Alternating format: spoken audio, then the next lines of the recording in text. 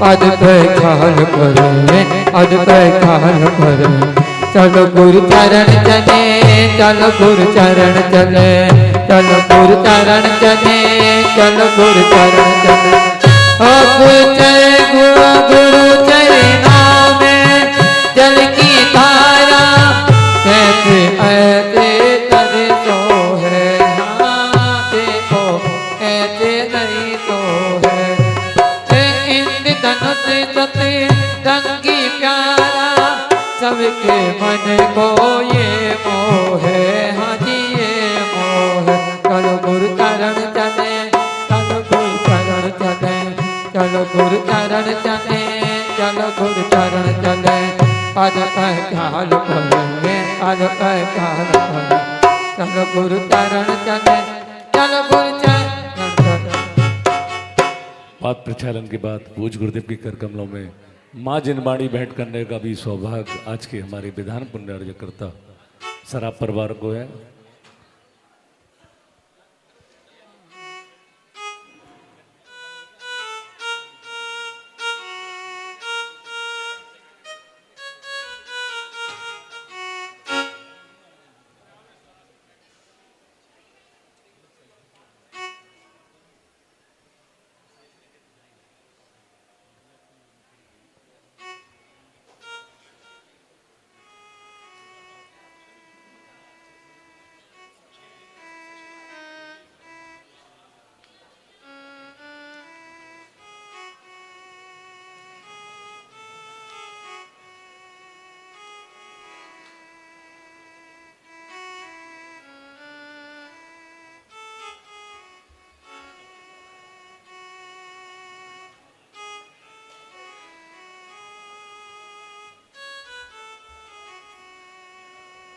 हे शारदे माँ, हे शारदे माँ, अज्ञानता से हमें तार दे माँ। हे शारदे माँ, हे शारदे माँ, अज्ञानता से हमें तार देना। हे शारदे माँ, हे शारदे माँ, अज्ञानता से हमें तार दे माँ। पुनियों समझी, पुनियों जानी, पुनियों समझी, पुनियों जानी। शास्त्रों की भाषा है आगमों की बाणी, तो ज्ञान का हमको वरदान दे माँ। अज्ञानता से हमें तार दे माँ। हे शारदे माँ, हे शारदे माँ। सम्मान की श्रृंखला में आज हमारे जो विधानकर्ता पुण्य अर्जक हैं श्री दिलीप कुमार जी सराफ परिवार आ जाएं। उनका बहुमान करने के लिए हमारे पंचायत समिति के पदाधिकारी, हमारी शिक्षा मंत्री प्रबंधक दी द्वय, दोनों शिक्षा मंत्री संजय मोदी जी, संजीव ममता स्पोर्ट और राजेश जी गेलागुआ आए और आज के हमारे विधानकर्ता पुण्य अर्जक परिवार का बहुमान करेंगे।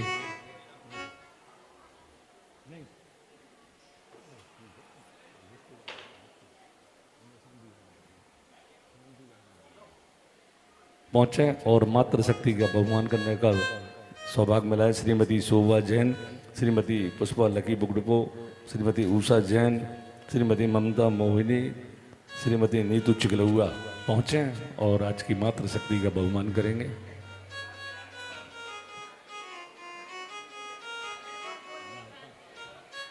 श्रीमती क्रांति जैन आए, वो भी इसमें सहयोग करें।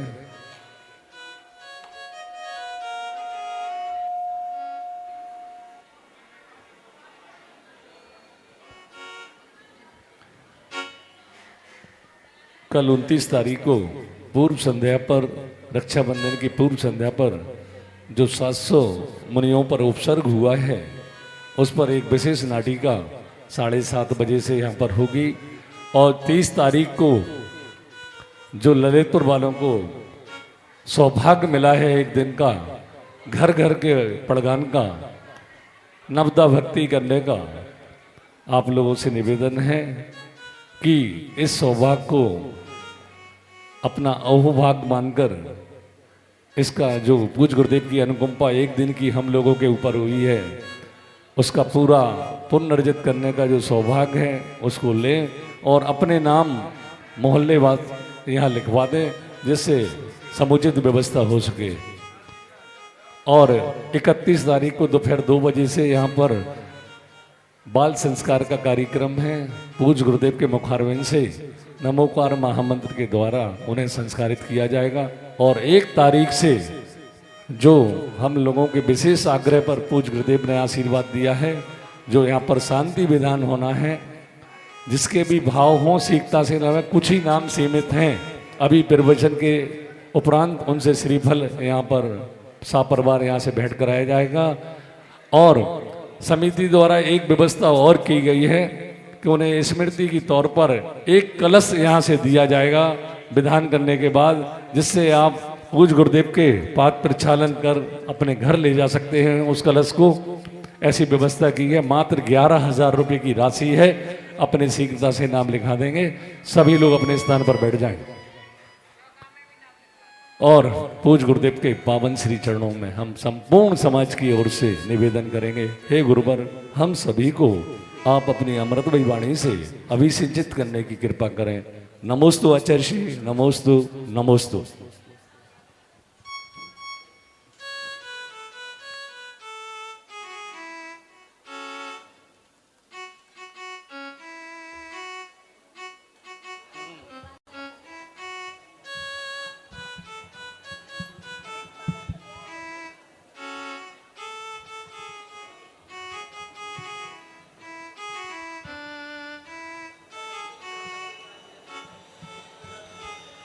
सभी लोग एक बार उच्च ध्वनि में नमोकार मंत्र का स्मरण कर लें। ओम नमो हरिहंताणम, ओम नमो हरिहंताणम,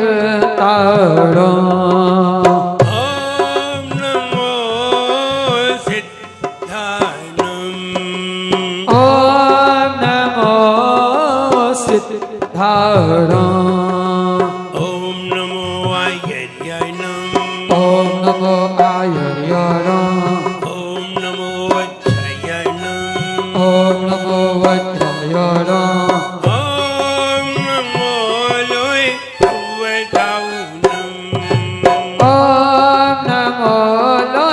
सौवसाहुणम, ओम नमो लोय सौवसाहुणम,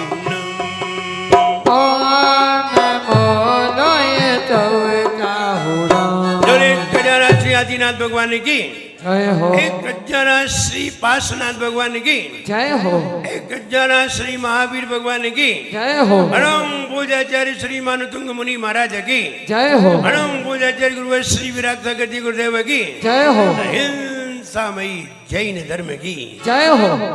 पूरे आचार्य श्री विनम्र सागर जी महामुनिराज की, समस्त आरिका संघ की। जन्म करोड़ों मिलते हैं, फूल किसी में खिलते हैं। जन्म करोड़ों मिलते हैं, फूल किसी में खिलते हैं। जन्म करोड़ों मिलते हैं, दीप किसी में जलते हैं। जन्म करोड़ों मिलते हैं, दीप किसी में जलते हैं। फूल किसी में खिलते हैं, फूल किसी में खिलते हैं। फूल खुशी में खिलते हैं, फूल खुशी में खिलते हैं। किसी जन्म में चलते हैं, वीत राग में ढलते हैं। किसी जन्म में ढलते हैं तो गीत राग में मिलते हैं। किसी जन्म में चलते हैं, वीत राग में ढलते हैं। किसी जन्म में ढलते हैं तो इस राग में ढलते हैं। चलने चलने से एक दिन मंजिल मिल जाए। राग दर्द है वो जीवन है पानी की बूंद कब मिट जाए। जीवन है पानी की बूंद कब मिल जाए। होनी अनहोनी हो, होनी अनहोनी कब क्या घट जाए। जीवन है पानी की बूंद कब मिल जाए रे हो। जीवन है पानी की बूंद कब मिट जाए रे। जन्म करोड़ों मिलते हैं, दीप किसी में जलते हैं। जन्म करोड़ों मिलते हैं, दीप किसी में जलते हैं। फूल किसी में खिलते हैं, फूल किसी में खिलते हैं। फूल किसी में खिलते हैं, फूल किसी में खिलते हैं। हम कहने की क्षमता तो बहुत पैदा करते हैं, लेकिन कहने के साथ सहने की भी क्षमता पैदा करें। सहने से साहस बढ़ता है और साहस से शक्ति बढ़ती है और शक्ति से हर चीज की प्राप्ति हो जाया करती है। इसलिए कहने के साथ सहना भी सीखें। कहना भी सीखना है, सहना भी सीखना है। कहने से शक्ति नहीं, सहने से शक्ति बढ़ती है। इसलिए सहन शक्ति बढ़ाने की जरूर मेहनत करें और सहन शक्ति बढ़ेगी तो सारी चीज की प्राप्ति हो सकेगी। आइए छंद नंबर 38। इसको पढ़ने में थोड़ी टिपिकल महसूस होगी, लेकिन आप पढ़ लेंगे मुझे मालूम है। आइए, पहला शब्द ही ऐसा है जिसे पढ़ने में जरा दिक्कत होगी, लेकिन पहले शब्द की ट्रिक देखिए। ये आधा सा हो गया, इसे सा थोड़ी बोलना है, सा बोलेंगे तो पूरा हो जाएगा। ज्योतन्मदा विल विलोल कपोल मूल।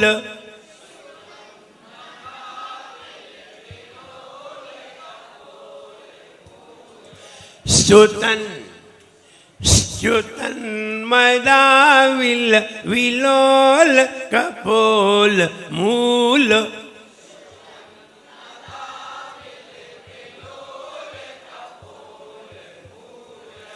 ज्योतन्मदा विल कपो ज्योतन्मदा विल विलोल कपोल मूल।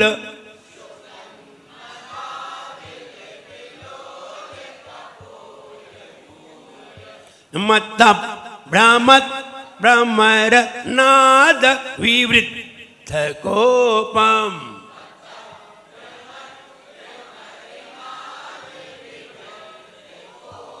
विवृद्ध कोपम।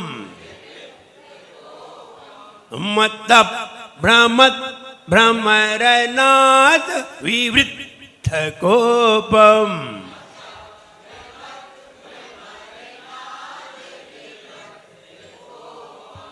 ऐरावताव मिव मुत्थतमापतन्तम्।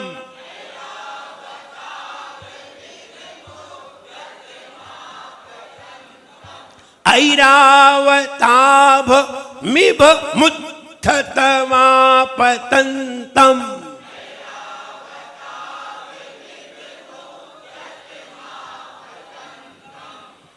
ऐरावताभ मिव मुत्थतमापतन्तम्।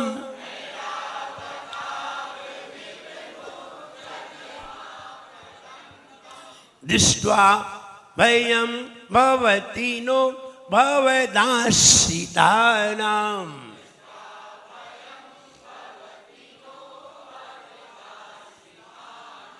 दृष्ट्वा भयं भवति नो भवदाश्रितानाम्।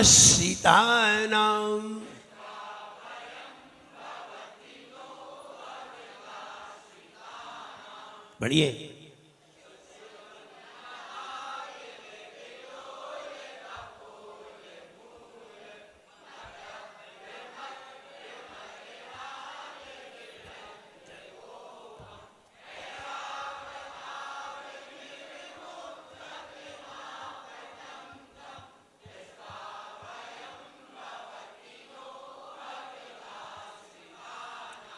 ऐरावताव, ऐरावताव, ऐ ए नहीं,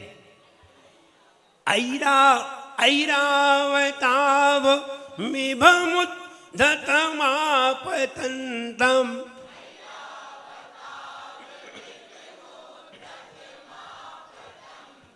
मुद्धत बोल रहा, मुद्धत, ऐरावताव मिभमुद्धतमापतन्तम्।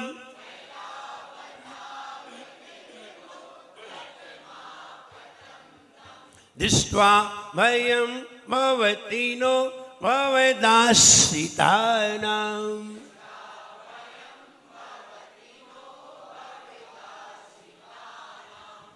क्लियर? हस्ती मद भंजक, हस्ती हाथी, मद सबसे खतरनाक मद। यद्यपि मद तो बहुत सारे होते हैं, मानव में भी होते हैं, सबसे ज्यादा मदमत्त तो मानव ही है, लेकिन यहाँ हाथी का मद बहुत खतरनाक है, सबसे ज्यादा खतरनाक। फिर उसे कुछ भी दिखाई नहीं देता, सामने दीवार आ जाए तो दीवार जाएगी, सामने व्यक्ति आ जाए तो व्यक्ति चला जाएगा, कोई भी आ जाए। जब हाथी को मद आए, मद कहते किसे है, ये भी तो जानना चाहिए। मद किसे कहते हैं? मद किसे कहते हैं? कितने बार नाम सुना है मद का? और मद कितने होते हैं? 8। मद कहते किसे हैं? शिखरजंजी मद किसे कहते हैं? घमंड को। घमंड किसे कहते हैं?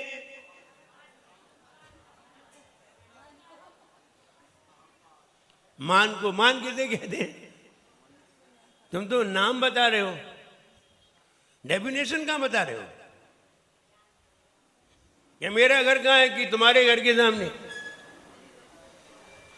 तुम स्थान कहां बता रहे हो?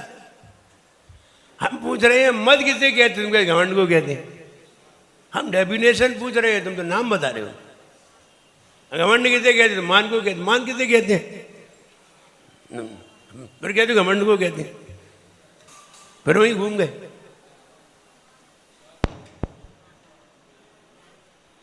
इसलिए मद किसे कहते हैं ये बताइए।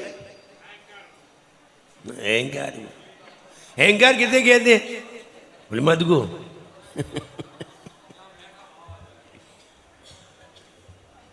और बुद्धू बता दें, बुद्धिमान की बातें।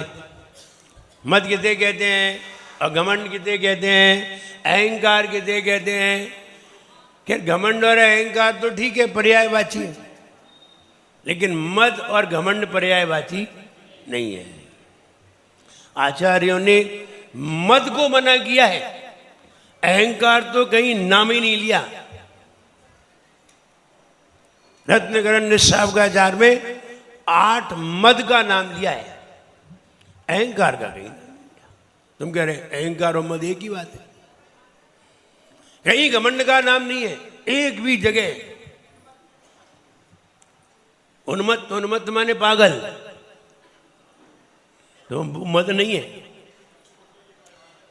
तो मद किसे कहते हैं और घमंड किसे कहते हैं समझिए। जो अकेले में अपने आप को सबसे अच्छा समझने की जो इच्छा होती है उसे मद कहते हैं। अकेले में अपने आप को अपने आप से बहुत अच्छा समझने की, सामने वाले से अच्छा समझने की जो इच्छा होती है, उसे मद कहते हैं। और जब दो या दो से अधिक लोगों के बीच में हम अपने आप को दूसरों से अच्छा बताते हैं, इसे घमंड कहते हैं। अकेले में मद और दो या दो से अधिक लोगों के बीच में घमंड या अहंकार। मद अलग चीज है और अहंकार के लिए दूसरा व्यक्ति चाहिए, मद करने के लिए दूसरे की जरूरत नहीं है, अकेले में ही हो जाएगा। इसलिए आचार्यों ने कहा मद को खत्म करो, क्योंकि जड़ तो मद है। अगर अकेले में ही तुमने अपने आप को सुपर नहीं जाना तो दो लोगों के बीच में भी सुपर नहीं बताओगे। हमारे आचार्य बड़े समझदार रहे। ऐसे ही उन्होंने नहीं लिख दिया 8 मद से रहित, 3 मूढ़ता से रहित, 8 अंग से सहित। क्या होता है? सम्यक दर्शन। 8 मद से रहित, तो मद खत्म किए उन्होंने, घमंड नहीं किए। जड़ मिटाओ, शाखा को नहीं।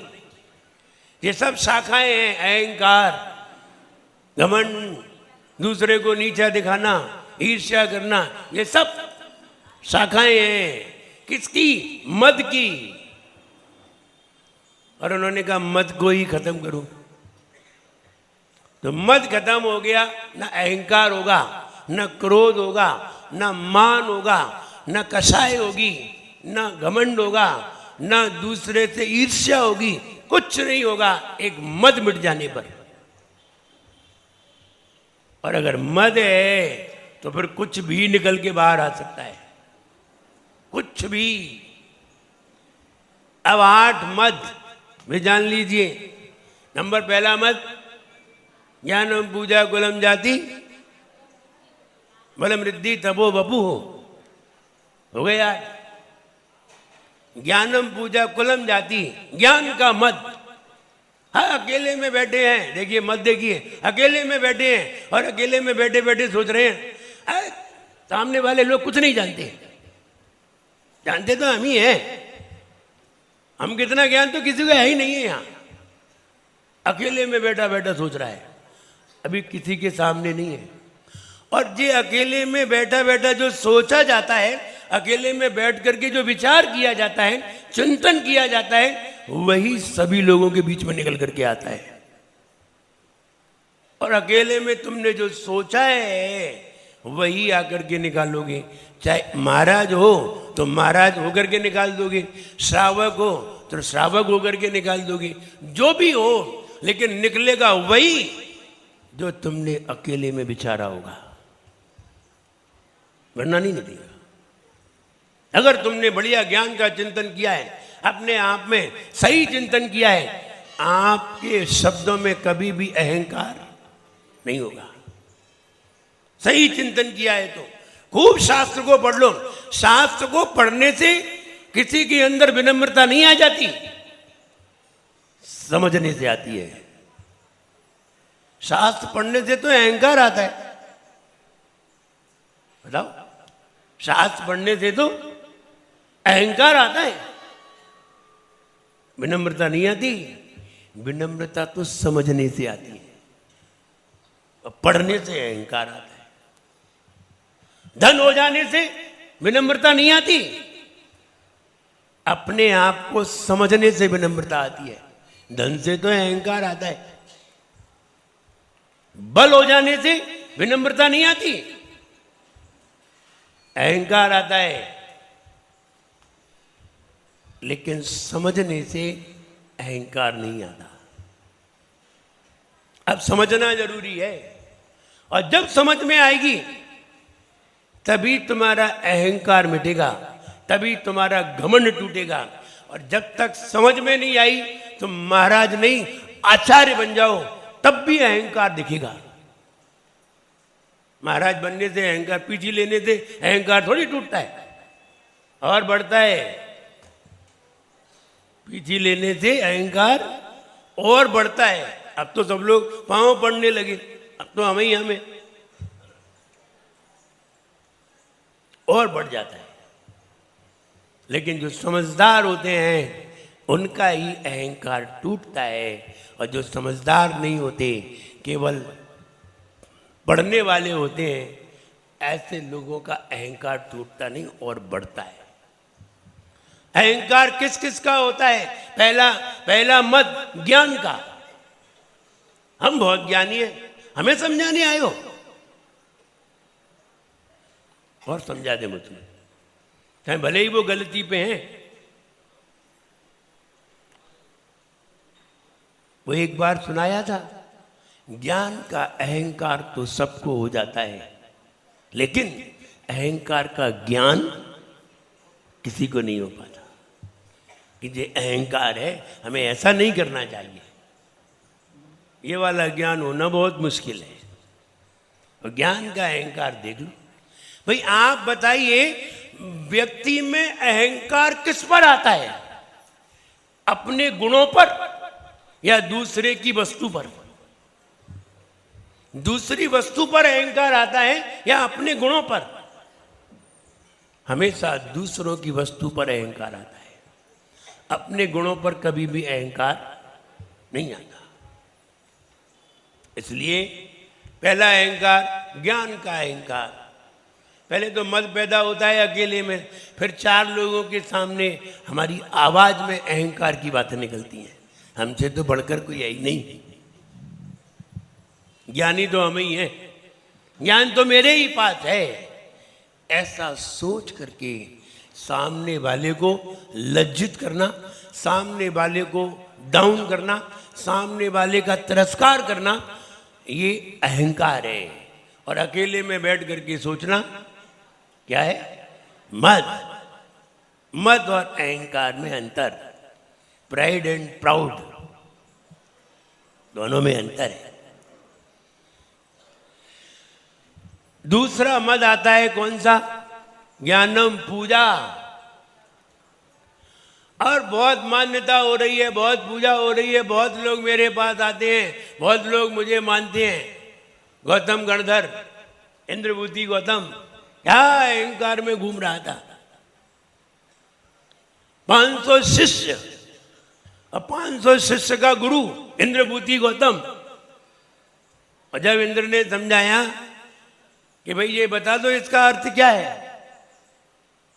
लेकिन मेरे पास 500 शिष्य हैं, हम इनके सामने हार कैसे मान लें, हम इनके सामने नीचा कैसे देख लें, मैं सब जानता हूं, चल तेरे गुरु से ही बात करते हैं। आ गया अपने ज्ञान का मत, अहंकार।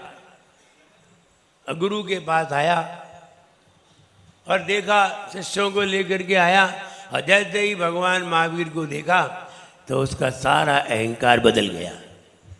वो अहंकार विनम्रता में परिवर्तित हो गया, और जैसे ही उसने भगवान को देखा वैसे ही भूल गया कि मेरे 500 शिष्य हैं और सारे लोग हमारी पूजा करते हैं।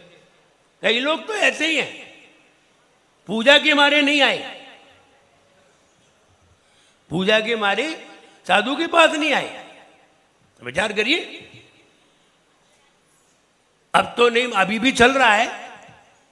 लगभग सन 60 के पहले, 60 पे, सन 60 के बाद ये वाली बात आई है। एक मत आया गुजरात से, आया एक जैन धर्म में एक मत चला। कहां से? गुजरात से, सौराष्ट्र से एक मत चला कि साधु होते ही नहीं है, पंचम काल में साधु होते ही नहीं है। और किसने मत चलाया? ये वाली बात चलाई किसने? भगवान महावीर ने? नहीं। फिर कौन सी परंपरा में ये चालू हुआ? विचार करिए, ऐसा किसी के मन में आया कैसे, क्यों आया, ये विचार करिए।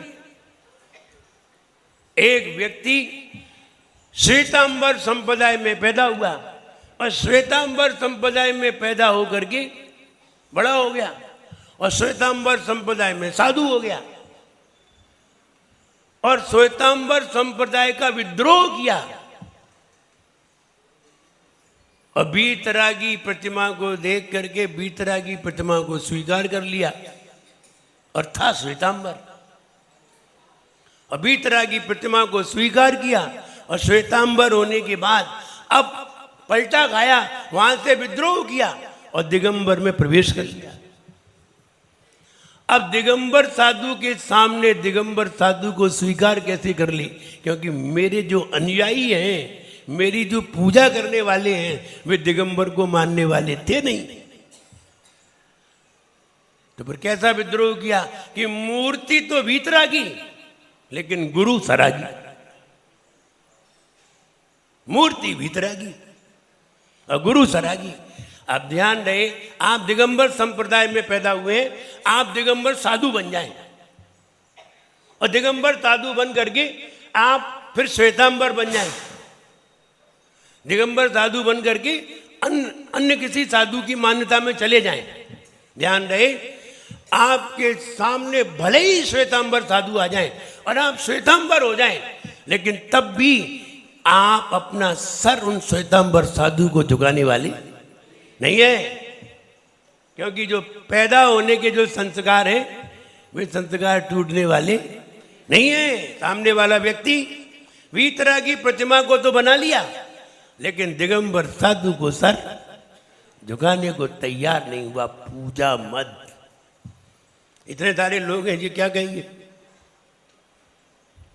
और पूजा मत तैयार हो गया तो दिगंबर साधु की आलोचना करता रहा और बीतरागी प्रतिमा की पूजा करता रहा। देखिए कैसे बना ये मत। मैं वो बता रहा हूं मत बना कैसे कि कोई श्वेतांबर में पैदा हुआ और दिगंबर प्रतिमा को स्वीकार कर लिया। दिगंबर साधु को तो माना नहीं और श्वेतांबर को छोड़ दिया। तो श्वेतांबर से भी गए और दिगंबर साधु से भी गए। ये तो बेचारे खच्चर ही हो गए। बताइए कहां रह गए? अब ना तो दिगंबर साधु को स्वीकार कर रहे हैं और ना श्वेतांबर साधु को स्वीकार कर रहे हैं और दिगंबर प्रतिमा को स्वीकार कर रहे हैं और बीतरागी साधु को स्वीकार नहीं कर रहे हैं। और अब साधु को स्वीकार नहीं करना है तो क्या करना चाहिए? बोले पंचम काल में साधु होते ही खत्म काम। ना मानना पड़ेगा, ना चौका लगाना पड़ेगा, ना जाना पड़ेगा, ना हाथ जोड़ना पड़ेगा। क्या योजना तैयार की? ऐसे ही थोड़ी बन गई ये योजना, लेकिन इसको हर कोई समझ नहीं पाया। और ऐसे लोग जो समाज से बहिष्कृत थे वहां जाकर के शामिल हो गए। उनका एक ग्रुप इकट्ठा हो गया। फिर पैसा तो सबके पास होता है, तो उन्होंने भी एक नया मंदिर खड़ा कर लिया। बोले हमारा मंदिर अलग, तुम्हारा मंदिर जय जय। ये संप्रदाय कैसे चली, कहां से बनी? जब एक जगह ये विवाद हुआ और विवाद में ये बात पूछी कि उन्होंने कहा कि मंदिर में दीपक नहीं जलाना चाहिए, तो जज ने ये बात पूछी ये कौन सी संप्रदाय के लोग हैं ये बताओ।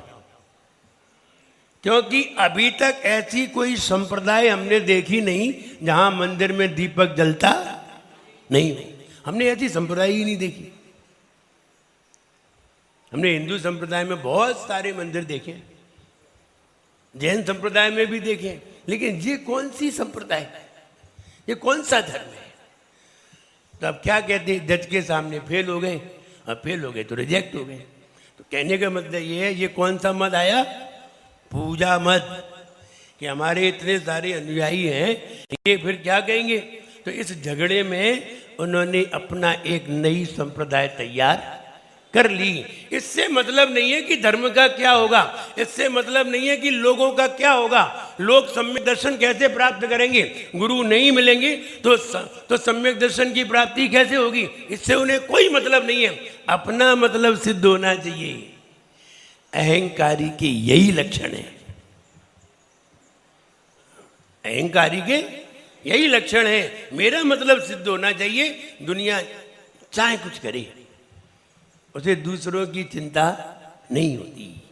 पूजा मत, फिर वो घमंड जो मत घमंड बन गया और घमंड बन करके पूरी समाज के सामने आ गया। नहीं करेंगे दिगंबर साधु को नमोस्तु, मर जाएंगे लेकिन करेंगे नहीं। लो आ गया, वहां मद हुआ बैठे बैठे अकेले में, और यहां घमंड सामने आ गया, अहंकार सामने आ गया। कौन सा मद? पूजा मत, ज्ञान मत, पूजा मत। अब आगे तुम बोलते जाओ, हम बताते जाएंगे। तीसरा मत है कुल मत।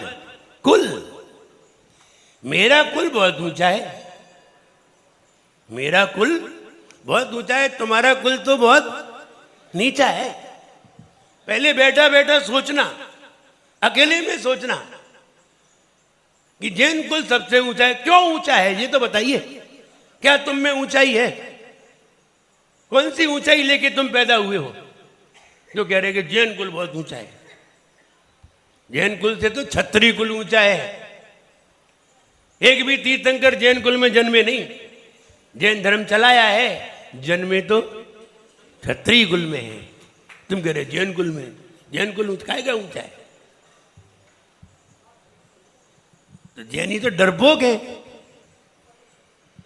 और हम कह रहे हैं कि जैन कुल बहुत ऊंचा है। हम अपने कुल को ही ऊंचा समझ रहे हैं और दूसरे कुल को तो ऐसा ही समझ रहे हैं।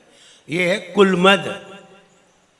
ध्यान रहे, कुलमद शावकों में होता है और साधुओं में भी होता है।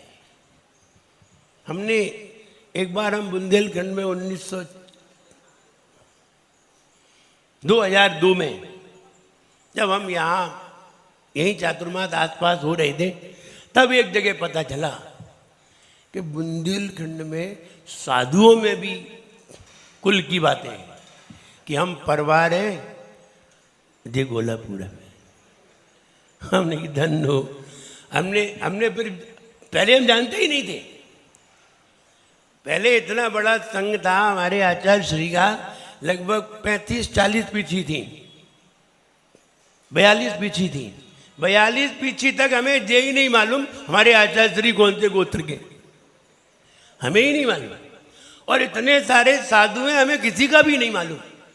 42 पीछी हो गई, किसी की कोई बात ही नहीं थी। सब उच्च कुल के हैं, किसी का कोई कुल नहीं है। ये सारे कुल तुम्हारे घर के खत्म हो गए, लेकिन फिर भी साधुओं में हम परिवार है। और तुम बोला कौन से गोलापुर है? गोला ला रहे? हाँ जो हो, हाँ ला रहे हैं। तो ये वाले झंझट हमने साधुओं में देखे, अपने संग में नहीं, अन्य संग की बात करना। तो हमने कहा बड़ा ये तुम लोग अभी भी वो वाला गोत्र जेब में रखे हो। घर का त्याग हो गया, कुल का त्याग हो गया, परिवार का त्याग हो गया, लेकिन मद नहीं गया। मद तो अभी बैठा ही है।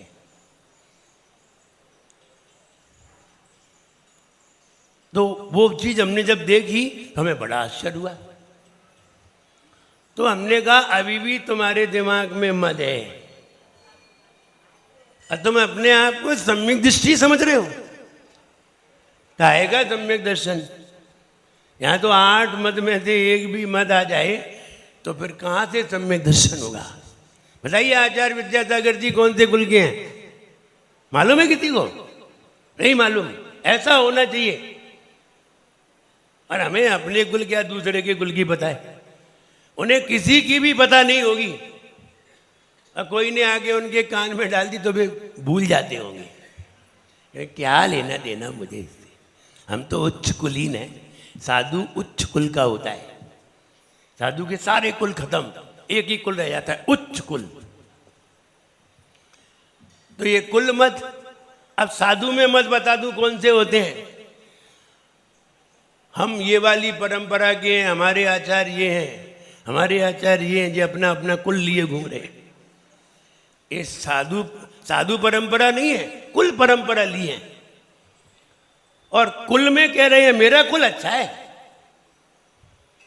क्या कह रहे हैं? मेरा कुल अच्छा है, मेरे आचार्य अच्छे हैं, दूसरे आचार्य तो बताओ। ये कह रहे हैं। कौन सा मत है ये? कौन से मत में लोगे? ज्ञान मत में लोगे, जाति में लोगे, कुल में लोगे? कौन से मत में आएगा ये? कुल मत आएगा ये। मेरे आचार अच्छे हैं। अरे भैया सबके आचार अच्छे हैं, सबके पिताजी अच्छे हैं, कोई के पिताजी खराब नहीं है। उन्हें तुम्हें जन्म दिया, दूसरे को खराब कहने का अधिकार ही नहीं है, क्योंकि उसके पिताजी जो अच्छे हैं। किसी को भी बुरा कहने का मत सोचो। किसी को भी बुरा कहोगे तो जबान तो उसके भी पास है और कमी तुम्हारे भी पास है। कमी तुम्हारे भी पास है और जुबान उसके भी पास है। इसलिए कहने के पहले बहुत सोचो। इसलिए कैसे कह दे कि कौन से आचार अच्छे हैं, कौन से आचार खराब है, कौन से आचार। अरे किसी के शिष्य ज्यादा हो गए तो ये क्या हो गया? वैभव। कौन सा मत आया? पूजा मत। अब पूजा मत में तुम पहुंच गए कि हमारे शिष्य ज्यादा है इसलिए हम बड़े। शिष्यों से बड़े होते नहीं, तो फिर संतानों से बहुत बड़े हो जाएंगे। तो वो लादेन बहुत बड़ा था फिर। लादेन जब जिसकी 62 बेगम थी और उसने 1000 पुत्रों का संकल्प लिया था कि हमारे पुत्र 1000 होना चाहिए। ये बात अलग है कि 150 ही हो पाए, तो वो सबसे बड़ा माना जाएगा। ये तो बात नहीं जमी कि हमारे पास जितने ज्यादा शिष्य हो जाए तो हम बड़े हो जाएंगे। ये बात नहीं जमती। ये फिर जमती नहीं है तो ये मद है। अपने आप को शिष्यों से बड़ा समझना क्या हुआ? मद। और अपने गुरु को बहुत बड़ा समझ लेना, दूसरे तो अरे हमने तो किसी से यहां तक भी सुना हाथी तो एक ही है, ऐसा तक सुना। अब बताओ कितने खराब शब्द है ये, कितने खराब शब्द हैं। और ऐसा साधुओं से सुना है, श्रावकों से नहीं। कितना खराब लगता है। कौन सा मत निकला? मत कौन सा निकला ये विचार करो। कौन सा मत? कुल मत कि हमारे ही अच्छे हैं, बाकी तो सब कुल मत है। और ये मद ही बाद में लोगों के सामने अहंकार बन के निकलता है। मद ही जड़ है, अहंकार ऐसे ही नहीं आ गया। अहंकार किसी चीज से आया होगा, वो मद ही होता है। कौन सा मद? कुल मद, जाति मद।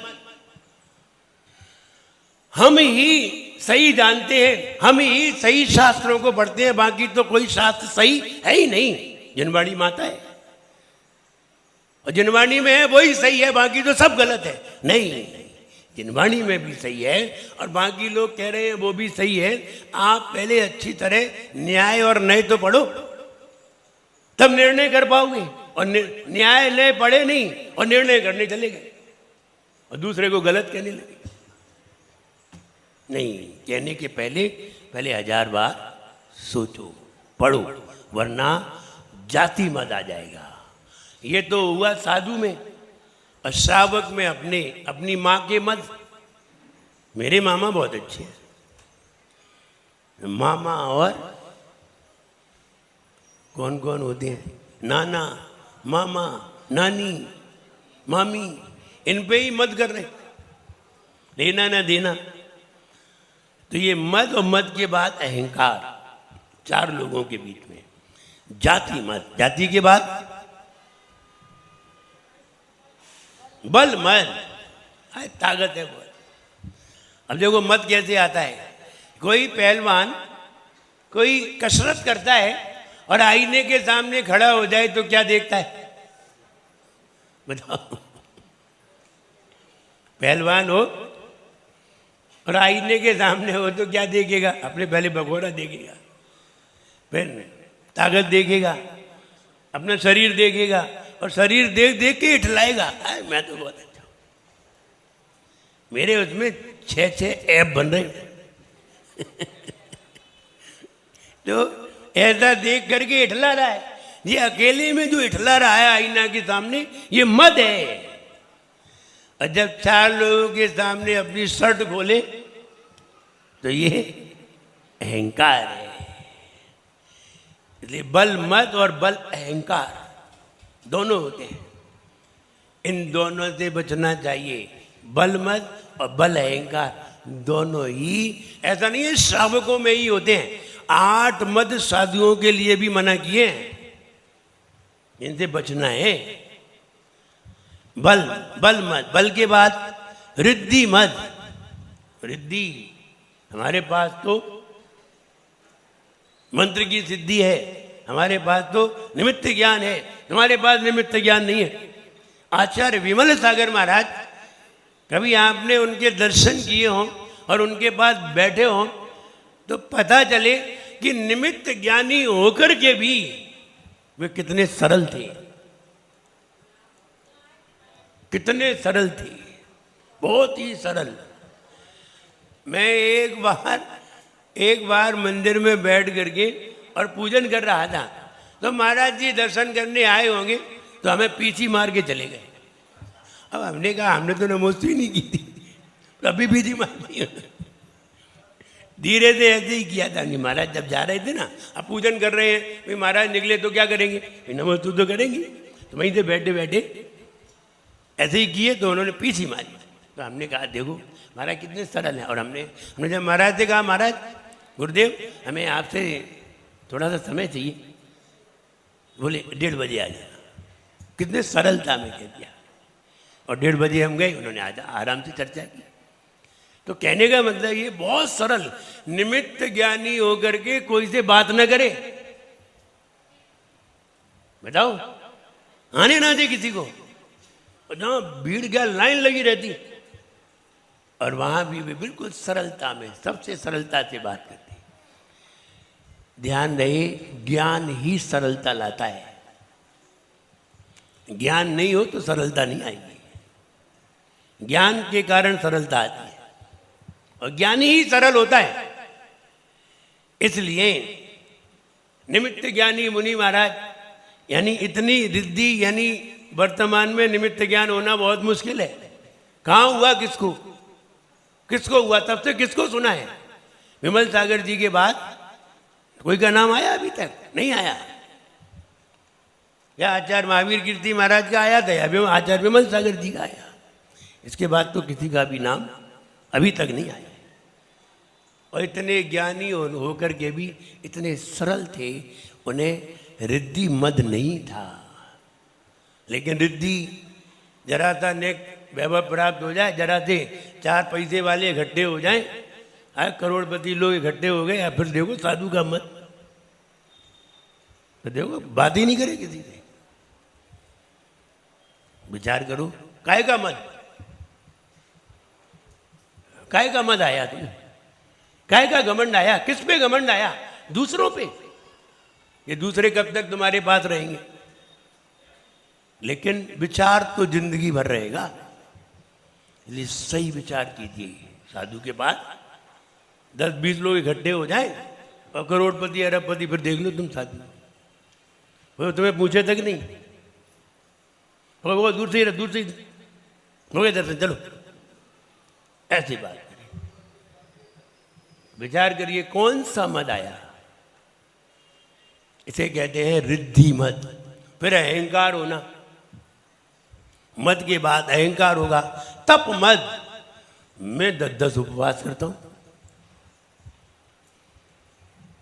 तुम लोग एक भी उपवास नहीं करते। और तप मद, अरे तप काय के लिए कर रहे हो? मद के लिए। तप किया किस लिए था ये तो बताओ हमें। तुमने ज्ञान किया किस लिए था? घमंड दिखाने के लिए नहीं। फिर ये घमंड क्यों दिखाया जा रहा है? इसका मतलब है ज्ञान उल्टा हो गया। तप किया जा रहा है, तप काय के लिए किए? 10 उपवास किए काय के लिए? विनम्र होने के लिए। लेकिन तुम तो अकड़ गए, और अकड़ गए तो फिर अहंकार आ गया। इसलिए तप मद भी हो सकता है। और तप मद के बाद अंतिम क्या है? तन मद है, शरीर के मद। नेक अच्छे हो गए, सुंदरता मिल गई, अब वो आईने के सामने ही इठला रहे, खासकर महिलाएं। आईने के सामने बैठ जाए तो आधा घंटा तो गया है ना। फिर ऐसे होंगे टेढ़े मेढ़े होंगे, दिखेंगे। कई लोग तो एक आईना आगे लगाएंगे, एक पीछे लगाएंगे, जैसे पीछे को भी देख रहे हैं। विचार करो, महिलाएं पता नहीं, इनका तो भगवान ही मालिक है। वो जो पलक होते हैं ना, पलक, अब पलक ऐसे देखेंगे तो वो बंद हो जाएगा, जब ऐसे ऐसे करेंगे तब दिखाई देगा। वो पलक को भी सजवाएंगे, अब वो खुलेगा तो दिखेगा ही नहीं, और जब भी दिखेगा तो हमें अपनी आंखें तो बंद करनी पड़ेगी। और हम आंखें बंद करेंगे तो ये कैसे पता चलेगा कि सामने वाला देख रहा है, बताओ। और फिर भी वो पलक को भी कैसे गुलाबी गुलाबी करते, कैसे करते, भगवान ही मालिक है। जो हम नहीं देख पाए वो भी सजते हैं। मतलब काय के लिए? हाँ, तन सुंदर है, काय का सुंदर तन है ना। सबसे गंदा क्या चीज है? ये तन है। व्यक्ति को, जो हलवाई की दुकान पे रसगुल्ले रखे थे, और क्या खुशबू आ रही थी, और खुशबू भी अच्छी आ रही, बिल्कुल सॉफ्ट, दांत तो लगाने ही नहीं पड़े, ओठ से ही निपट जाए, इतने सॉफ्ट रसगुल्ले।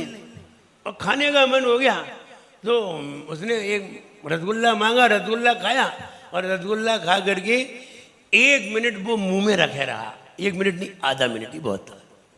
आधे मिनट तक वो मुंह में ही घुमाता रहा, चबाता रहा, और निकाल करके हाथ पे रख लिया, निकाल करके हाथ पे रख लिया। फिर दोबारा उसे खाने का मन, देखा शरीर कितना सुंदर है, और ये शरीर पे ढला रहे हो। शरीर की हालत तो देखो, आधा मिनट का संपर्क हुआ है, किसका? उस रसगुल्ले का। वो रसगुल्ला बेकार हो गया, अब कोई भी उसे खाने वाला नहीं है। खाएगा तो कुत्ता बिल्ली भले ही खा ले, लेकिन कोई आदमी खाने वाला।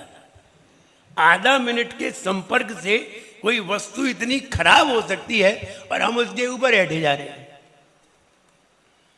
तब ये लगता है तुम्हें विवेक नहीं है। जरा सी भी बुद्धि होती तो तुम ऐसा करते ही नहीं। काय का ये तन, लेकिन लोग तन का भी मत करते हैं। मैं बहुत सुंदर हूं, इसी पे ही तन मत करते हैं। तो ये 8 मद है, और मद के बाद खड़ा होता है अहंकार। इसलिए मद से बचो, अहंकार अपने आप ही खत्म हो जाएगा। ये मद कभी भी नहीं आए, और अगर आ गए और तुमने ध्यान नहीं दे पाया तो फिर वही बात आती है, ज्ञान का अहंकार तो सबको हो जाता है, लेकिन अहंकार का ज्ञान किसी को नहीं हो पाता कि हम ये अहंकार कर रहे हैं। इसलिए अहंकार कभी भी ना करें, मद को बीच में ही तोड़ दें। और यहाँ हस्ती मद की बात आई है। हाथी का मद इतना खतरनाक मद है, गुस्सा आ जाए तो हाथी किसी को ना छोड़े। लेकिन हाथी को मद कब आता है? ऐसे ही नहीं आता, किसी को देख के नहीं आता है।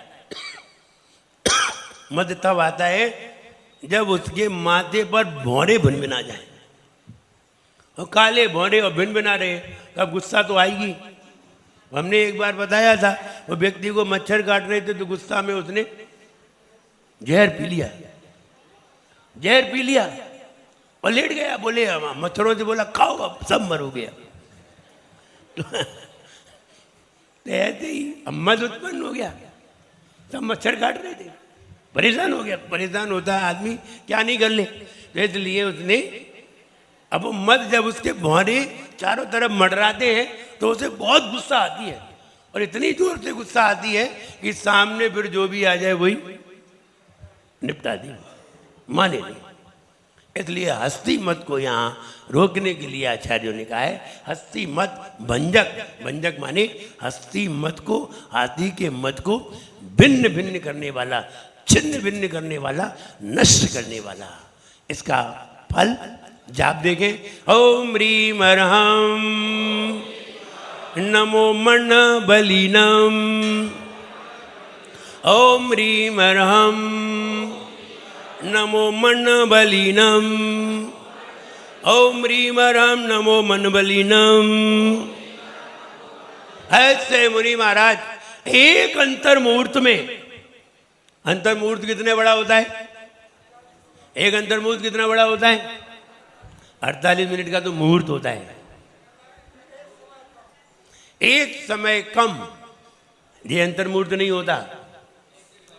48 मिनट में से एक समय कम, 48 मिनट माइनस एक समय बराबर भिन्न मुहूर्त, इसको कहते हैं भिन्न मुहूर्त। और 48 मिनट माइनस 2 समय कम बराबर अंतर मुहूर्त। और 48 मिनट बराबर मुहूर्त। एक मुहूर्त 48 मिनट का, एक घड़ी 24 मिनट की। मुहूर्त 48 मिनट का, एक समय कम भिन्न मुहूर्त, 2 समय कम अंतर मुहूर्त। एक अंतर मुहूर्त में वे मुनि महाराज अपने मन से पूरे द्वादशांग का चिंतन कर लेते हैं। पूरे द्वादशांग का, द्वादशांग में 112 करोड़ 83,58,005 पद होते हैं। पूरे द्वादशांग में एक पद में 1634 करोड़ 83,07,888 अक्षर होते हैं एक पद में। और ऐसे 112 करोड़ 83,58,005 पद पूरे द्वादशांग में होते हैं। इन पूरे द्वादशांग का चिंतन वे एक अंतर मुहूर्त में ही कर लेते हैं। इसे कहते हैं मन बलिनम। मन बल, कितना मन बलिष्ठ है, ताकतवर है। मन कितना ताकतवर है वो बता रहा हूं। इतनी ताकत उनके मन को प्राप्त हुई है। कैसे हुई? अब बस वही जानिए, वही तुम्हारे काम की है। अब वे मुनिराज तो यहां मिलेंगे नहीं, वे तो विदेश क्षेत्र में मिलेंगे। और विदेश क्षेत्र जाना हो तो हमें बता देना, फिर हम तरीका बता देंगे। तो मन शक्तिशाली कैसे होता है? मन को शक्तिशाली करने के लिए पहले मन में सबसे शक्तिशाली चिंतन डाले जाएं, तब मन शक्तिशाली होगा। आप शेरनी का दूध लाना चाहते हैं, बाजार में तो मिलेगा नहीं और कोई लेके आ सकता नहीं और किसी ने देखा भी नहीं होगा, हमने भी नहीं देखा है। शेरनी का दूध बताओ किसी ने देखा हो? मुझे नहीं लगता है ना, हमने ही नहीं देख पाया। हम तो बहुत सारा हमने दूध देखा है। जब हमने ही नहीं देख पाया तो तुम कहां से देख पाओ? तो कहने का मतलब ये है, शेरनी का दूध लाने के लिए तुम्हें बर्तन भी सोने का बनाना पड़ेगा, वरना शेरनी का दूध में इतना एसिड होता है कि अगर स्टील की बाल्टी में डालोगे वो छेद कर देगा, दूध छेद कर देगा और घर तक ला ही नहीं पाओगे। वो बीच में ही बाल्टी की तरी गल जाएगी। अब काय में लाओगे? स्टील की बाल्टी ले जाओगे, लोहे की ले जाओगे, सब में छेद कर देगा, सिर्फ सोने के पात्र में छेद नहीं कर पाता। इसलिए शेरनी का दूध के लिए सोने का पात्र चाहिए और जिनेंद्र भगवान की वाणी के लिए सम्यक दर्शन का दिमाग चाहिए। ये दिमाग है तो समझ में आएगी, वरना समझ में नहीं आएगी। इसलिए यहां कह रहे हैं मन बलिनम, हमारा मन बलिष्ठ कैसे होता है? हम गए ये वाली किताबें पढ़ रहे हैं, स्कूल की किताबें पढ़ रहे हैं, इनसे मन बलिष्ठ नहीं होता है। ये स्कूल की किताबें कोई काम की नहीं है, सिर्फ खाने पीने की काम आएंगी। तो खाओ पियो मौज करो, तुमको हमारा मन बलिष्ठ हो जाए, कुछ नहीं होना है। मन बलिष्ठ तब होगा जब जिनेंद्र भगवान की वाणी हमारे मन में आए, उनका अध्ययन किया जाए, उनका चिंतन किया जाए, उनका मंथन किया जाए। आपका मन इलार्ज होता चला जाएगा, बड़ा होता चला जाएगा। तुम 2 GB के होगे, 4 GB के हो जाओगे। मेमोरी कार्ड 2 से 4 हो जाएगा, 4 होकर के 8 हो जाएगा, बढ़ता चला जाएगा और डबल बढ़ेगा। और जितनी ज्यादा जीबी बढ़ेगी उतना ही ज्यादा कलेक्शन होगा, और जितना ज्यादा कलेक्शन होगा उतना ही बढ़िया ज्ञान होता चला जाएगा। मतिक ज्ञान से शुद्ध ज्ञान, शुद्ध ज्ञान से अवधिक ज्ञान, अवधिक ज्ञान से मनापरिय ज्ञान, और जब सारे सेल्स खुल जाएंगे तो फिर केवल ज्ञान। तरीका यही है। जिनेंद्र भगवान की वाणी तुम्हारी खोपड़ी में नहीं गई, तुम्हारे मन तक नहीं पहुंची, आप अपने मन को इलार्ज नहीं कर सकते। कुछ भी कर लो, MA, BA, BBA, MCA, MCOM, कुछ भी कर लो, IAS, कुछ भी कर लो, ये मन इलार्ज होने वाला नहीं है। ये 2 GB का 2 GB ही रहेगा। कुछ भी पढ़ लो, 2 GB का 2 GB ही रहेगा, वरना वो उससे भी कम हो जाए। अगर इसे इलार्ज करना है तो पहले उनसे मिलिए जिन्होंने इस मन को पूरा इलार्ज करके बंद कर दिया। पहले उनसे मिलो जिन्होंने पूरा इलाज करना सीखा और जिन्होंने पूरा इलाज करके दिखाया। मतिक ज्ञान, शुद्ध ज्ञान, अवधिक ज्ञान लेकर के आए और मना पर्याय ज्ञान पैदा करके केवल ज्ञान पैदा कर दिया। पहले उनसे मिलो, वो बताएंगे कि मन इलाज कैसे होता है। और चले MSc करने, चले MCOM करने और मन को इलाज कुछ नहीं होना है। बस अकाउंट ही जान पाओगे, इससे आगे कुछ नहीं जान पाओगे। अगर MCOM की तो, और MSc कर ली तो थोड़ा साइंस भी जान लोगे, और इंजीनियरिंग कर ली तो एक आध खिलौना बनाना सीख लोगे, आगे कुछ नहीं सीख पाओगे। तुम जानते हो हमारा मन बहुत इलार्ज हो गया, एक कंप्यूटर चलाना सीख गए, सॉफ्टवेयर करते हैं, सॉफ्टवेयर इंजीनियर है। क्या कर लिया तुमने, बताओ क्या कर लिया?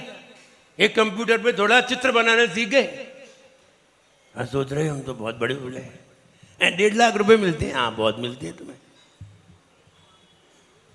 महाराज एक सामायिक में करोड़ों कमाते हैं। एक सामायिक की जो कमाई है महाराज की, वो तुम 100 जिंदगी में नहीं कमा सकते, 100 जिंदगी में। और तुम कह रहे हम बहुत कमाते हैं। नहीं, कुछ नहीं है। इसलिए इलार्ज करो, पहले ब्रेन को इलार्ज करो, फिर सामान भरो, फिर फीड करो। अब फीड काय में करोगे? 2 GB का लिए घूम रहे हो, काय में फीड करोगे बताओ तो? जरा सी एक किताब में तो फुल हो जाएगी, मेमोरी फुल। कोई भी चीज डालोगे स्क्रीन पे क्या आएगा? Memory full. हम रह गए, बैठे रह गए। अब क्या करें? पहले का निकालो, सब बाहर करो, डिलीट करो। इसलिए इलार्ज करो, हार्ड डिस्क बनाओ। जैसे ही हार्ड डिस्क बनेगी आप फिर खूब भरो, ये भी भरो, समय सार भी भरो, नियम सार भी भरो, रत्नकरण साहब का आचार्य याद करो, तत्वास्तुति याद करो, सब भर जाएगा, सब याद हो जाएगा। वो हमारा याद ही नहीं होता है, हम खूब पढ़ते हैं। अब पढ़े कहाँ से? मेमोरी फुल है, जाए कहाँ से? फिर कहते याद ही नहीं होता। अब याद कैसे हो बताओ तो, कैसे हो? इसलिए पहले डिलीट करो, फिर भरो, भर जाएगा। अब भरते भरते तो 50 साल हो गए, 60 साल हो गए, जाने क्या क्या भर लिया। अब भरने चले, अब मेमोरी फुल। फिर कहते महाराज पढ़ते तो हैं लेकिन याद, वो ठीक है, बिल्कुल सही बात है, हमें मालूम है क्यों नहीं हो रहा है। तो पहले तो मेमोरी इलार्ज करो, मेमोरी कार्ड को इलार्ज करो, फिर भरो। फिर भरोगे, भरता चला जाएगा, कुछ भी भरो, सब चला जाएगा अंदर। इसलिए यहां मन बलिनम, मन बलिष्ठ होता कैसे है वो हम बात बताने जा रहे हैं कि मन शार्प होगा, स्ट्रोंग होगा तभी जब हम उत्कृष्ट चिंतन ले आएंगे। और सर्वोत्कृष्ट चिंतन क्या है? सर्वोत्कृष्ट चिंतन अपनी आत्मा का ध्यान है। इससे बड़ा कोई भी चिंतन नहीं है। सारे चिंतन यहीं आकर के स्टॉप हो जाते हैं। आत्मा का ध्यान धर्म है और ये पूजन आदि कर रहे हैं, स्वाध्याय कर रहे हैं, भक्तामृत पढ़ रहे हैं, ये व्यवहार धर्म है, वास्तविक धर्म नहीं है। आत्मा में रमण करना धर्म है और ये सब विज्ञान है। हम सब क्रिया कर रहे हैं, ये सब विज्ञान है। और जब विज्ञान का अंत हो जाता है तब धर्म का प्रारंभ होता है। ये सब विज्ञान है, पूजन, स्वाध्याय, सामायिक, व्रत, नियम, संयम, सब विज्ञान है। और धर्म तो अनुभव है, इसलिए अनुभव करिए और वहीं से आपका मन बलिष्ठ होगा। ऐसे मुनि महाराज मेरे क्षेत्र में विराजमान, जो एक अंतर मुहूर्त में पूरे द्वादशांग का चिंतन मंथन कर लेते हैं, उन मुनि महाराज को मेरा मन से, वचन से, काय से बारंबार नमस्कार हो। कद नहीं बढ़ता एड़ियां उठाने से,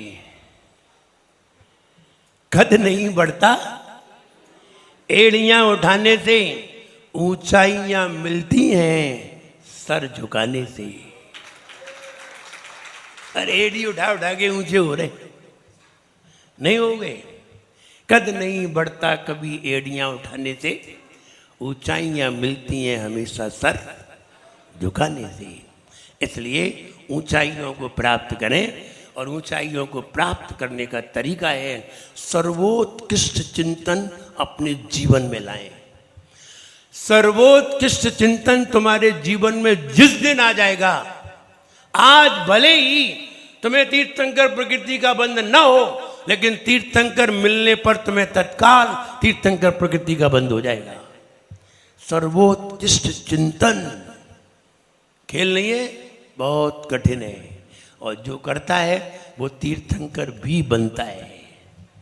इसलिए अच्छे से अच्छा चिंतन करिए। किसी का भी आहार दे रहे हैं, बढ़िया से बढ़िया विचार करिए कैसे आहार देना चाहिए, कैसे आहार सबसे अच्छा हो सकता है। सबसे अच्छा आहार देना क्या है?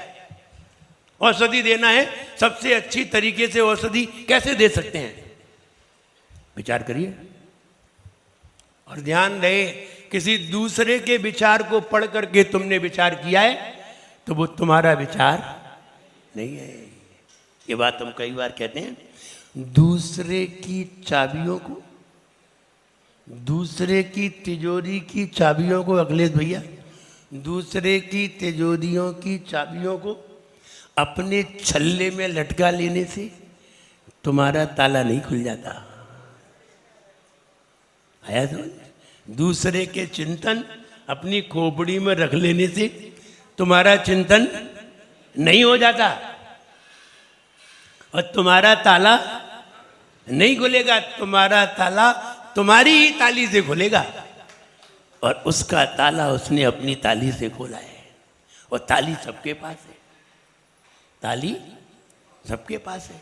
हमने वो कविता सुनाई थी, जैन धर्म में नाम नहीं पाखंडों का और ठर्रा बीड़ी पीने वाले पंडों का। जैन धर्म की महिमा बड़ी निराली है, जिसकी सम्यक दर्शन जैसी ताली है। सम्यक दर्शन है तो ताला खोल सकते हो, वरना ताला नहीं खोल सकते। जब कभी ताले की बात आएगी फिर बताएंगे कि ताला कैसे खोला जाता है। और भक्तामर से भी ताला खुलता है, और कैसे खोला जाता है हो सकता है कल आपको बताएं। तो मन बलिष्ठम, तो मन बलिष्ठ कैसे होता है? जब हम कोई बलिष्ठ चीज देंगे तो मन बलिष्ठ होगा। आप बढ़िया बादाम खाओ, बढ़िया बादाम, मामरा बादाम शानदार आना है, तो बढ़िया बादाम खाओ, बढ़िया बढ़िया पौष्टिक चीजें खाओ, तो क्या ताकतवर होगा? शरीर, मन भी ताकतवर होगा।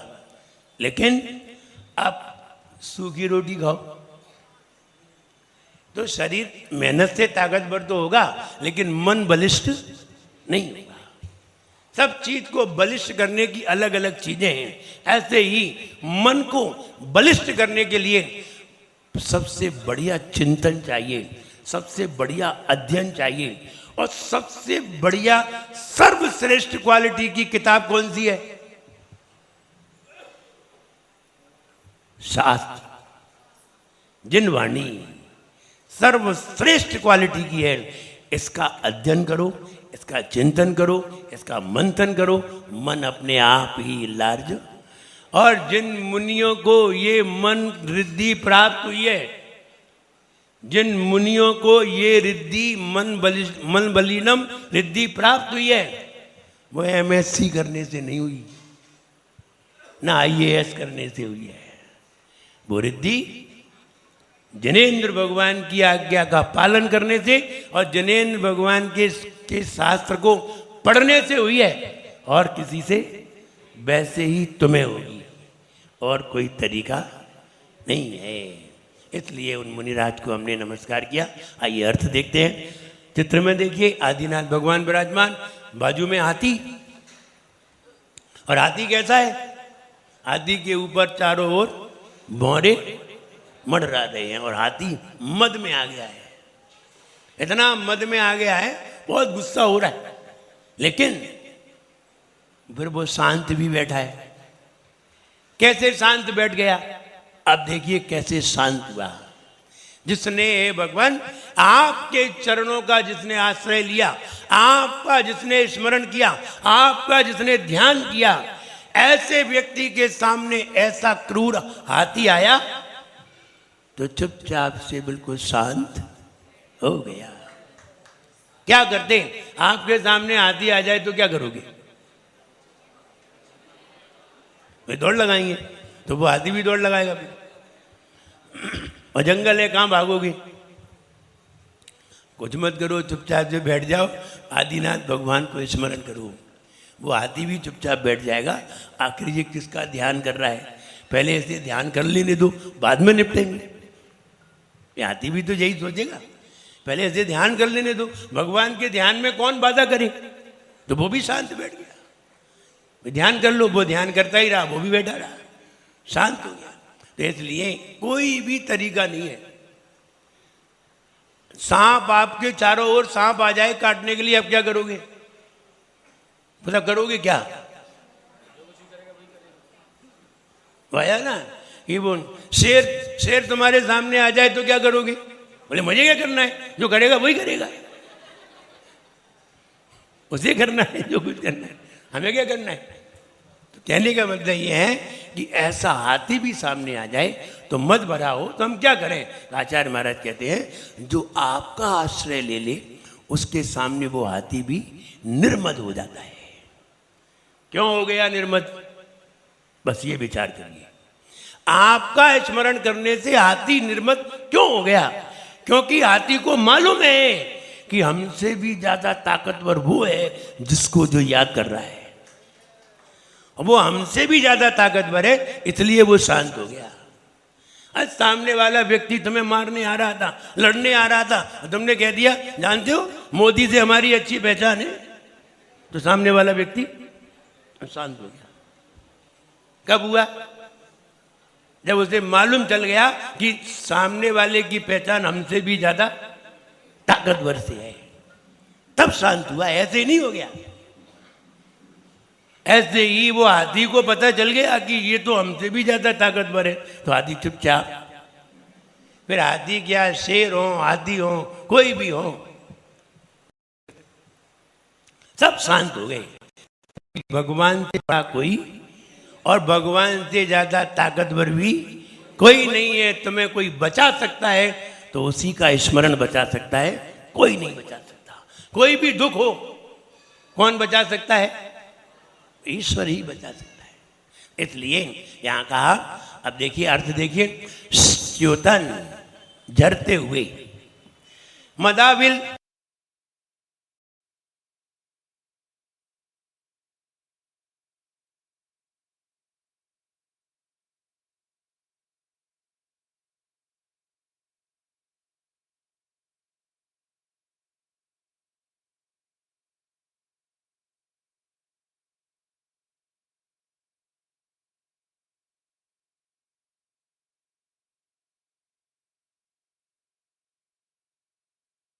भौरे उसके ऊपर नाच कर रहे हैं, जोर जोर से आवाज कर रहे हैं, और हाथी को उससे बहुत गुस्सा आ रही है।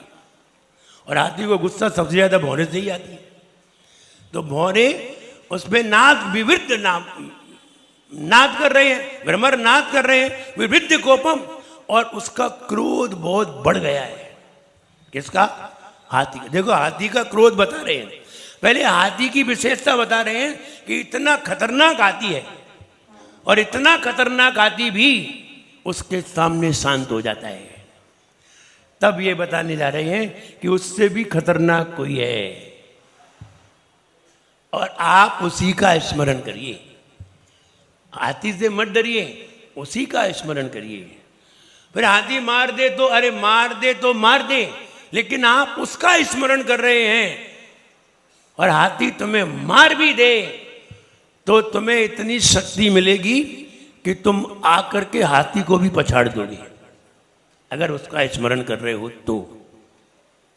क्योंकि अगर उसका स्मरण कर रहे हो और हाथी ने तुम्हारे ऊपर पैर भी रख दिया और तुम मर भी गए तो कहां जाओगे? देव, इतनी ताकत प्राप्त होगी, हाथी को तो हवा में उड़ा दोगे। एक देव में कितनी ताकत है? ऐसे सैकड़ों हाथी उड़ा दे वो। तो अगर हाथी को हाथी ने तब भी तुम्हारी नहीं मानी तो इतनी ताकत प्राप्त होगी कि अंतर मुहूर्त में ही वहां से आकर के उस हाथी की तो आफत कर दोगे तुम। लेकिन मिलेगी तभी जब उसे स्मरण करोगे। और तुमने मरने का स्मरण, डरने का स्मरण किया तो देव बनने वाले नहीं। या तो वो यही मान जाए, नहीं तो बाद में मान जाएगा, बाद में मना देंगे। इसलिए वो यही मान जाएगा और यही मान गया तो कोई बात नहीं, हम बच जाएंगे। इसलिए यहां कह रहे हैं मतलब प्रमद, उन्मत्त भ्रमद, अब भौरों का नाथ और विवृद्ध कोपम, क्रोध बढ़ गया है। ऐरावताभ इव माने हाथी, ऐरावताभ माने विशाल काय वाला वह हाथी। मुद्धत उद्धत आपतंतम यानी अभिमानी यानी क्रोध में भरा हुआ वह हाथी आपतंतम आपके सामने आ जाए। दृष्ट्वा ऐसे हाथी को आता हुआ देखकर भयम भय भवती होता है, नो माने नहीं, उसे भय नहीं होता। जो भवत आपके आश्रिता नाम, जिसने आपका आश्रय ले लिया है, आपका स्मरण कर रहा है, आपका ध्यान कर रहा है और आपके ध्यान में तल्लीन है, आपका आश्रय ले लिया है, वो व्यक्ति रंच मात्र भी नहीं घबराता। वो व्यक्ति भयम भवती नो, उसे जरा सा भी भय नहीं होता। कौन से पंडित जी थे जयपुर में? हाथी से टोडरमल, पंडित टोडरमल, हाथी से दबा करके उनकी मृत्यु हुई। पंडित थे, मोक्ष मार्ग प्रकाशक लिखा, कर्मकांड की टीका लिखी, 33 साल की उम्र में उनकी मृत्यु हो गई। बहुत ज्ञानी पुरुष थे टोडरमल, पंडित टोडरमल। और जयपुर में उन्हें किसी बात में फंसा करके उन्हें मृत्यु दंड दिया गया और हाथी के पांव से कुचला गया। हाथी उन्हें कुचल नहीं रहा था, तब उन्होंने कहा तू घबरा मत, मुझे कोई मारने वाला नहीं है, मैं तो अजर अमर हूं, मरने वाला तो ये शरीर है। और ऐसा उन्होंने जब कहा तो हाथी के नीचे उनकी मृत्यु हुई। लेकिन वे निश्चित ऐसे व्यक्ति मर करके भी देवगति में गए होंगे। हाथी तो तैयार नहीं था पैर रखने के लिए, जबरदस्ती रखवाया गया था, वो तैयार नहीं हुआ था। तो कहने ऐ राव ताप इव, ऐसा हाथी भी उद्धत क्रोध में भरता हुआ अभिमानी आप तंतम आपके सामने आ जाए। दृष्टवा ऐसा हाथी को देख करके उसे भय नहीं होता, जिसने आपके चरणों का आश्रय ले लिया हो। आपके चरणों का आश्रय लेने वाला भयभीत नहीं होता, वरना तो भय ही भय है। वरना एक चूहा से डर जाओ आप, एक चूहा से डर जाओ, घर में अंधेरा हो जाए और घर में लाइट चली जाए और अचानक चूहा एक गिलास रखा दे अंधेरे में, तो बताओ घबराहट हो कि नहीं। और तुमने कहीं भूतों की कहानी सुन ली हो उसी दिन, तो बताओ अच्छे खासे गिलास गिरने से भूत आ जाए। अच्छे खासे गिलास गिरने से भूत आ जाए। तो भूत तो जब तुम्हारे दिमाग में भूत होना चाहिए, चाहे सामने हो या ना हो, भूत तो आ ही जाएगा। वो एक बार जब शाहगढ़ में सारे लोग सो रहे थे और आचार्य श्री भी इधर की तरफ सो रहे थे, उधर की तरफ गैलरी थी, मंदिर की परिक्रमा थी, तो मंदिर की परिक्रमा में सो रहे थे, एक तरफ सो रहे थे, एक तरफ खाली था। रात्रि की अचानक आवाज आई, मंदिर में आवाज आई, एक खटखट की आवाज आई। खटखट की आवाज आई तो हमारे संघ में आचार्य विशुद्ध सागर महाराज ने जाग गए, उनकी नींद खुल गई। अब खटखट की आवाज बार बार आई, अब उनकी तो नींद ही खत्म हो गई, बेचारे 2 बजे से जग रहे। और घड़ी में देखा, बोले 2 बजे हैं और आवाज आ रही। थोड़ी देर बाद जैसे ही थोड़ी बंद हो फिर खट की आवाज आ जाए, और खट की आवाज आए भूत। अब उनके मन में तो वो भूत वाली बात आ गई कि मंदिर में तो भूत आते हैं। अब भूत आते हैं, चाहे भूत हो या, अब तो भूत है ही, क्योंकि भूत तो आ ही गया। और दिमाग में आना चाहिए, फिर आंख में आए या ना आए। और बस अब वो भूत उनके दिमाग में घुस गया। बार बार आवाज आए, आवाज आते आते 3:30 बज गया, 1.5 घंटा से सोई नहीं। अब कैसे नींद आती। हुआ ये कि 4 बज गए, आचार्य श्री जैसे ही उठे तो उन्होंने, महाराज आवाज आ रही है, महाराज आवाज आ रही है। किसकी आवाज आ रही है? बोले कोई भूत है। तो बोले अब तो भूत हो ही गया। अब हुआ ये 4 बज गए, आवाज आचार्य श्री सामायिक में बैठे, उन्होंने कहा सामायिक के बाद देखेंगे कौन है। आवाज आती रही, पूरी सामायिक में आवाज आती रही। आचार्य जी विचार करते किसकी आवाज आ रही है, कौन आवाज कर रहा है, और खटखट की आवाज कर रहा है, कोई बोल भी नहीं रहा है। आचार्य जी ने कहा क्या मालूम क्या है, बैठे रहे। अब जब 5 बजे सामायिक समाप्त हो गई, अब उठ करके देखने गए, गैलरी में देखें कौन सा भूत है, अभी तक है।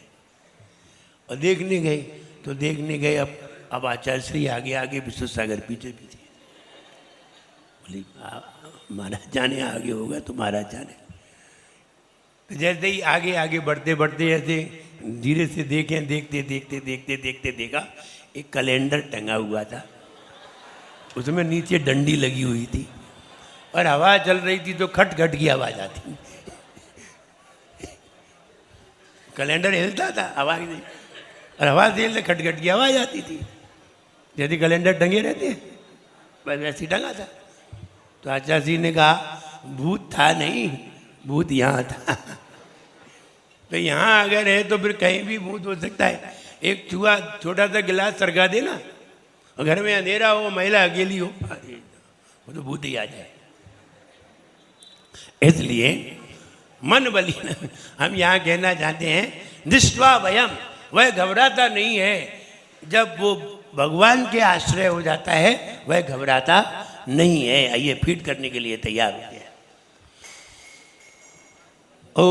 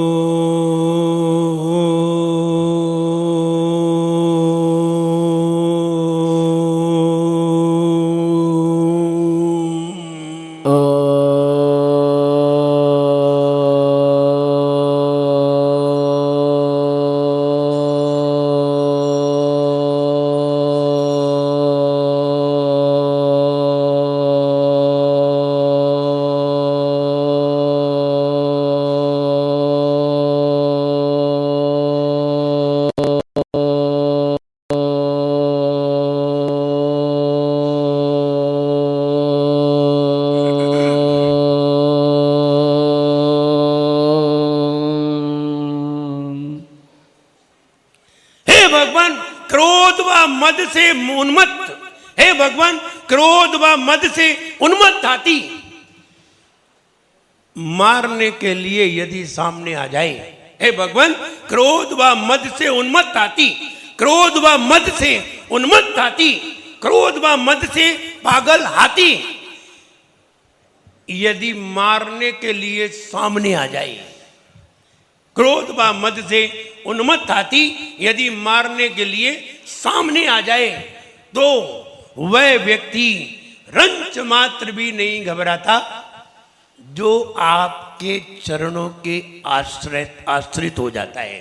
वो व्यक्ति रंच मात्र भी नहीं घबराता जो जिसने आपके चरणों का आश्रय ले लिया है।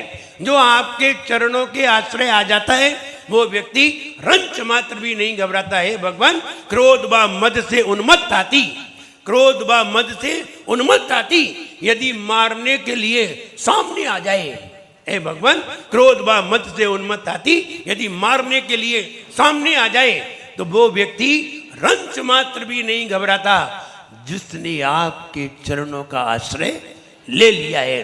वो व्यक्ति रंच मात्र भी नहीं घबराता जिसने आपके चरणों का आश्रय ले लिया है। हे भगवान, रिपीट, हे भगवान क्रोध व मद से उन्मत्त हाथी,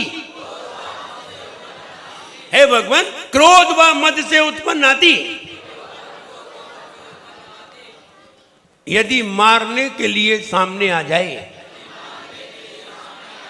तो वो व्यक्ति रंच मात्र भी नहीं घबराता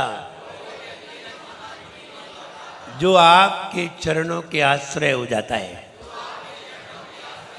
हे भगवान क्रोध व मद से उन्मत्त हाथी यदि मारने के लिए सामने आ जाए तो वो व्यक्ति रंच मात्र भी नहीं घबराता जो आपके चरणों का आश्रय ले लेता है। क्लियर? बहुत सरल है। प्यारे आदिनाथ भगवान करे गुरु मान तुंग गुणगान जिन्हें नित्य धोक हमारी है।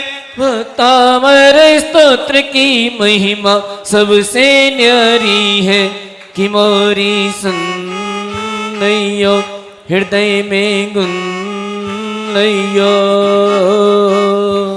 ऐरावत सा गजवा जाए मद से खूब भराओ, भौरे उसका क्रोध बढ़ाए भय से भक्त भराओ। ऐसा हाथी देख सामने भय से नहीं घबराता जो प्रभु तेरा आश्रय लेकर चरणों में आ जाता। सभी मद गज का होवे दूर मनोबल बढ़ जाता भरपूर। प्रभु की महिमा न्यारी है, भक्तामर स्तोत्र की महिमा सबसे न्यारी है कि मोरी सुन लैयो हृदय में गुन लैयो। भक्तामर है प्यारा स्तोत्र सब मिल गाओ रे। भक्तामर है प्यारा स्तोत्र सब मिल गाओ रे। आदि प्रभु को हो आदि प्रभु को सब शीश झुकाओ रे। भक्तामर है प्यारा स्तोत्र सब मिल गाओ रे, हो भक्तामर है प्यारा स्तोत्र सब मिल गाओ रे। भोरों ने अतिनाद किया गज का चित्त बिगाड़ दिया, भोरों ने अतिनाद किया गज का चित्त बिगाड़ दिया। गज उन्मत्त है क्रोध भरा, गज उन्मत्त है क्रोध भरा, गज उन्मत्त है क्रोध भरा, गज उन्मत्त है क्रोध भरा। अगर सामने आ जाए तब आश्रित नहीं घबराए, अगर सामने आ जाए तब आश्रित नहीं घबराए। हाथी मदना से हो हाथी मदना से मन सिद्धि दिलाए। जीवन है पानी की बूंद कब मिट जाए रे, हो जीवन है पानी की बूंद कब मिट जाए रे। होनी अनहोनी होनी अनहोनी कब क्या घट जाए रे। जीवन है पानी की बूंद कब मिट जाए रे, ओ जीवन है पानी की बूंद कब मिट जाए रे। ये वाली जाप मन को इलार्ज करने के लिए है, बड़ा करने के लिए, विस्तृत करने के लिए है। इसलिए ये वाली जाप सभी लोग अवश्य दिया करें।